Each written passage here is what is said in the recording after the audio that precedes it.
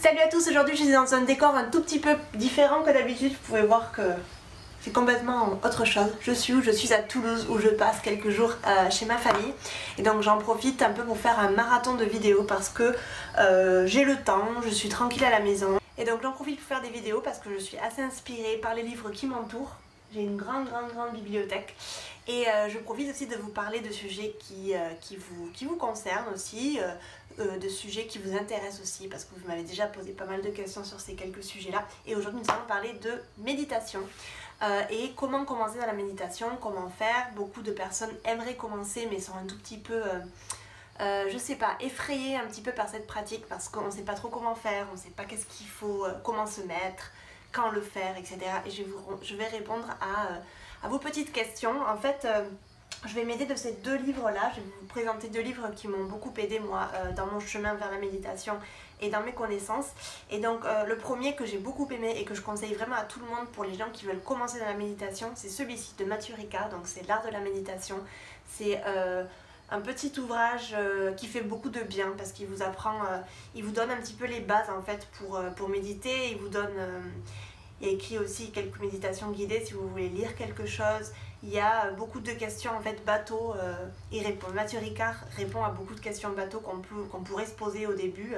On ne sait pas trop comment faire, on ne sait pas pourquoi faire, on ne sait pas comment se mettre, on ne sait pas qu'est-ce qu'il faut imaginer, qu'est-ce qu'il ne faut pas imaginer. Et donc ça c'est un tout petit livre qui fait quoi? Il doit faire 150 pages, ouais. Et qui est vraiment une vraie mine d'or. Je vous le conseille vraiment à tout le monde.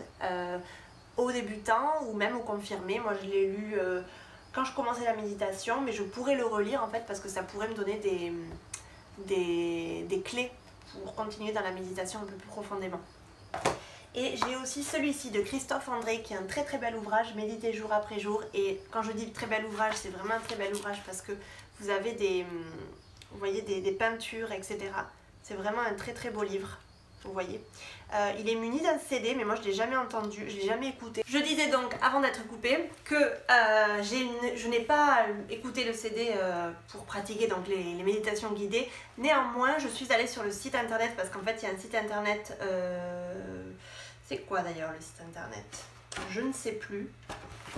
Bref, je suis allée sur le site internet où vous pouvez télécharger les méditations guidées de Christophe André et j'adore sa voix. Christophe André, il a une voix envoûtante, il a une voix très apaisante et j'adore l'écouter sur France Inter quand il est invité dans quelques émissions.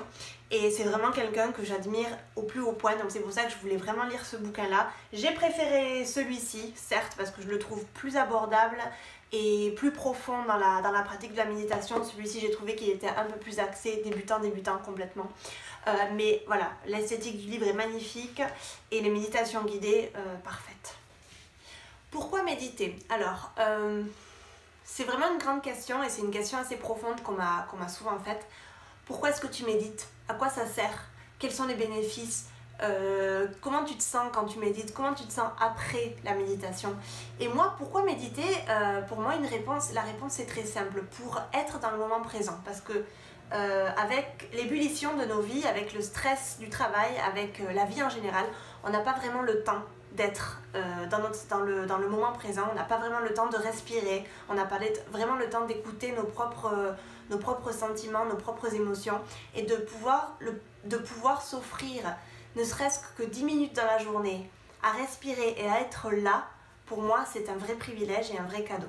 C'est pour ça que je médite. C'est pour ça que j'ai trouvé mon compte dans la méditation et c'est pour ça que je n'imaginerais pas du tout ma vie sans méditation.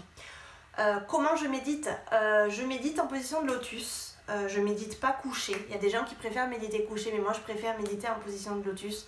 Rester bien droite. Et j'aurais tendance à méditer sans méditation guidée, donc sans application ou sans ces choses-là. Je préfère écouter ma respiration et me laisser guider en fait par mon flow.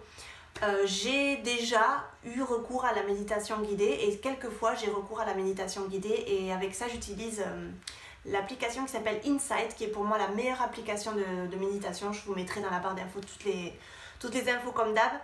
Et pour moi c'est une très bonne application. Néanmoins voilà, je ne l'utilise pas vraiment au quotidien. Je préfère méditer sans bruit, sans voix. Mais des fois c'est vrai que j'en ai besoin et donc je la mets.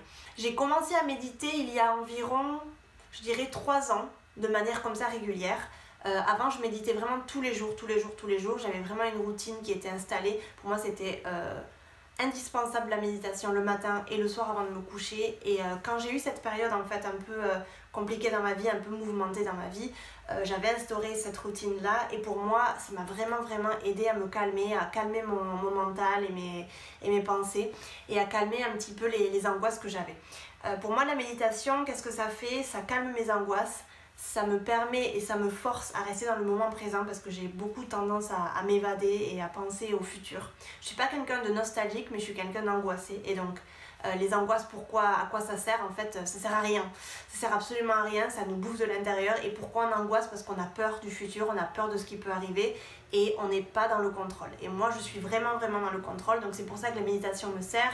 Ça me sert à lâcher prise, à écouter mon souffle, à inspirer, à expirer et à juste être là. Et pour moi, c'est un des plus beaux cadeaux qu'on puisse se faire dans une journée. Certes, les journées sont courtes, ça ne dure que 24 heures, mais on a le temps de s'offrir au moins 10 minutes, ne serait-ce que 5 minutes de respiration dans la journée. Vous vous mettez comme ça sur un petit coussin ou sur quelque chose de dur. Moi, j'aime bien être sur le sol ou j'aime bien être sur un zafou, je vais vous montrer ça un petit peu après. Et du coup, qu'est-ce que je fais? Je reste là, je ferme les yeux, je mets mes mains sur mes genoux, je ferme les yeux comme ça, j'inspire, j'expire et je ne fais que ça en fait. Et la question qu'on me pose souvent, c'est comment tu fais pour méditer? Moi, j'arrive pas à vider mon esprit, je trouve que c'est impossible, mes pensées elles viennent comme ça et il y a plein de pensées qui viennent, j'arrive pas à vider mon cerveau. Et le plus important, c'est pas de vider son cerveau, c'est plutôt de ne pas faire attention aux pensées qui arrivent dans votre cerveau. Donc bien sûr que des pensées vont arriver et c'est scientifiquement prouvé, on ne peut pas vider un cerveau. C'est juste que nos pensées arrivent comme ça, comme des nuages, comme des vagues. Moi j'ai surtout ces deux images-là, les nuages et les vagues. Et qu'est-ce qu'il faut faire? Il ne faut pas du tout y prêter attention, il faut les laisser partir. Donc moi quand j'imagine par exemple des nuages dans le ciel, je vois mes pensées comme ça et en fait j'imagine que c'est un ciel un petit peu nuageux où il y a plein de pensées ou alors peu de pensées et les pensées comme ça partent et s'évaporent. Une autre pensée arrive, elle part et elle s'évapore. Je n'y fais absolument pas attention. Et c'est ça la méditation, c'est de ne pas s'accrocher aux pensées qui vous arrivent dans le cerveau. Les vagues c'est pareil, les vagues elles arrivent et elles repartent. Elles arrivent et elles repartent. Ça, c'est une pensée. Ces pensées-là, vous n'y prêtez pas d'attention. Vous n'y pensez absolument pas. Elles arrivent. Ah, j'ai oublié de débrancher l'ordinateur hier soir. Ou ah, j'ai oublié de faire les courses, je devais acheter des radis. On n'y pense pas. On dit d'accord, c'est pas le moment d'y penser. On fait donc pour éliminer ces pensées parasites, on inspire et on expire et ces pensées sortent. On inspire. On expire, je ne veux pas cette pensée, elle ne me sert à rien absolument maintenant. Maintenant, c'est mon moment de méditation.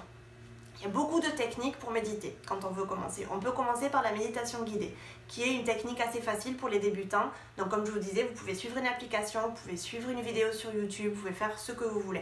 Vous pouvez commencer par ça, vous pouvez commencer aussi par vous-même, simplement respirer. Vous pouvez mettre de la musique si vous voulez. Vous pouvez compter. Il y a beaucoup de techniques qui, par exemple, vous inspirez. 1, vous expirez. 2, vous inspirez. 3, vous expirez. 4, et ça, ainsi de suite. Ça vous permet en fait de focaliser un peu votre attention sur quelque chose. Le plus important, c'est de essayer de concentrer son attention sur quelque chose et de ne pas la laisser fluctuer par-ci par-là. J'ai fait beaucoup de stages de méditation au Japon, notamment avec des moines, donc dans des temples. Et même les moines les plus expérimentés, ils disaient que après des années de pratique, après des années de pratique de méditation, il était complètement impossible de vider un cerveau. C'était juste impossible. Et donc qu'est-ce qu'il fallait faire? Il fallait juste se concentrer sur le souffle, parce que la chose la plus importante dans la méditation, c'est la respiration, de bien ouvrir ses poumons, de bien expirer avec le nez. Donc on fait toujours par le nez, hein, c'est très important. Et de cette manière-là, on arrive à rester concentré. Et de cette manière-là, on arrive à rester concentré et on arrive à essayer de rester sur un chemin plutôt droit et pas se laisser comme ça transporter par toutes les pensées qui vous viennent à l'esprit et qui vous embêtent finalement. J'espère que cette vidéo un petit peu introduction vous aura plu. J'aimerais beaucoup vous parler un peu plus de méditation parce que c'est quelque chose qui m'aide beaucoup au quotidien. Je pourrais vous parler un petit peu des bénéfices un peu plus en profondeur. C'était vraiment plus une introduction comme ça sur la méditation. Je vais vous montrer quelque chose. Ma mère utilise un zafu. Alors un zafu en fait c'est un coussin comme ça de méditation qui est assez épais comme vous pouvez voir, et ça c'est moi qui lui avais offert. Je lui avais offert à Noël dernier, donc je l'avais acheté sur Nature et Découverte, et c'est un zafu qui est vraiment chouette. Vous vous asseyez un petit peu là et vous gardez la colonne vertébrale bien droite. C'est vraiment un super outil, mais vous pouvez en trouver des zafus beaucoup moins chers sur Amazon. Je vous mettrai un lien en barre d'infos pour que vous ayez un petit aperçu. Ce tapis de yoga vient aussi de Nature et Découverte, qu'elle l'a acheté aussi pour l'année dernière il me semble. C'est en toile de jute, c'est un super tapis de yoga que je conseille aussi pour tous les gens qui veulent débuter dans le yoga. Pas mal, donc ce zafu, vraiment super, mais vous pouvez en trouver, je vous dis, un peu moins cher sur internet. Si vous êtes débutant ou plutôt expert dans la méditation, n'hésitez pas à me laisser un petit commentaire dans la barre d'infos. Je serais vraiment curieuse de savoir un petit peu pourquoi vous méditez. Si vous avez déjà essayé plusieurs fois et que vous n'y êtes pas arrivé, j'aimerais aussi savoir pourquoi vous n'y êtes pas arrivé, parce qu'il faut juste respirer, c'est tout. Voilà, j'aimerais beaucoup partager avec vous ce genre d'informations. Si vous avez des livres aussi à me conseiller, je suis complètement partante. Je vous embrasse très fort et je vous dis à bientôt dans une prochaine vidéo. Bye!